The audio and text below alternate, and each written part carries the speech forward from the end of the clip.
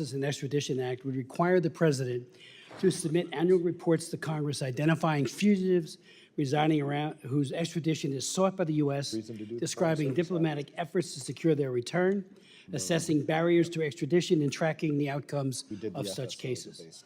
The bill responds to the problem that some foreign governments have refused to extradite individuals convicted of serious crimes in the United States, thereby undermining the rule of law and denying justice to victims and their families. This refusal to extradite has involved individuals from my own district in New Jersey, individuals murdered by brutal killers who sought refuge abroad, and New Jersey families who suffer from the inability to find closure and justice and accountability as they see the killer of the beloved family member living freely abroad and even taunting the family.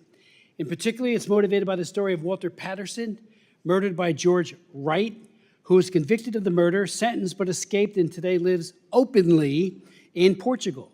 In 1963, George Wright was convicted in connection with a gas station robbery in Wall Township, New Jersey, during which Walter Patterson, a decorated World War II veteran and Bronze Star recipient, was beaten and shot to death. Wright was subsequently sentenced to 15 to 30 years, but in 1970 escaped from Leesburg State Prison, now renamed Bayside State Prison.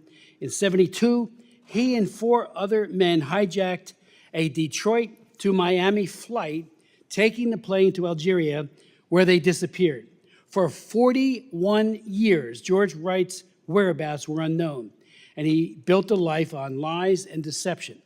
When George was located, George Wright that is, in Portugal in 2011 by a retired FBI agent, the Patterson family naturally thought that as a convicted felon and prison escapee and also a hijacker of an airliner, he would be speedily returned to the U.S. to finish serving the sentence he received for the murder of Walter Patterson. Portugal, after all, is a close ally committed to the rule of law and has a long-standing extradition agreement with the United States. Shockingly, the Portuguese government rejected the U.S. extradition request in November of that year and efforts to reverse that decision. And I've met with the embassy, I've met with other diplomats in Portugal, all like I'm talking to that wall. No response whatsoever. The Patterson family, so deeply wounded by the murder of their beloved family members and then by the murderer's escape, are bewildered and angry at Portugal's refusal to extradite George Wright. I held a number of hearings on this, one of them in 2012, and Walter Patterson's daughter, Ann, said this, testimony.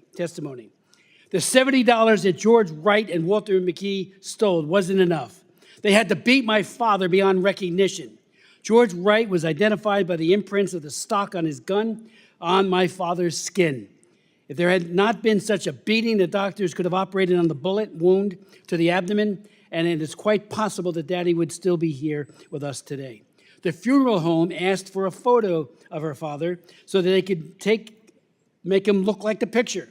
Does that sound odd to you, she said? My father was unrecognizable. And then she went on with tears in her eyes to tell the rest. So that was at a hearing that I held back in 2012. We did a markup in 2016 on this bill, and it never made its way to the floor. You know, the delay is denial, but we cannot, there's no statute of limitations on a murder, a heinous murder like this one, and this man needs to be extradited to the United States. I commend the FBI agent for his tenacity in tracking him down. We know where he lives. We need to go get him. And this legislation would at least tell the State Department, tell us about this case and every other case, because we have had crickets for many, many years. Nothing, no help whatsoever. Yield back.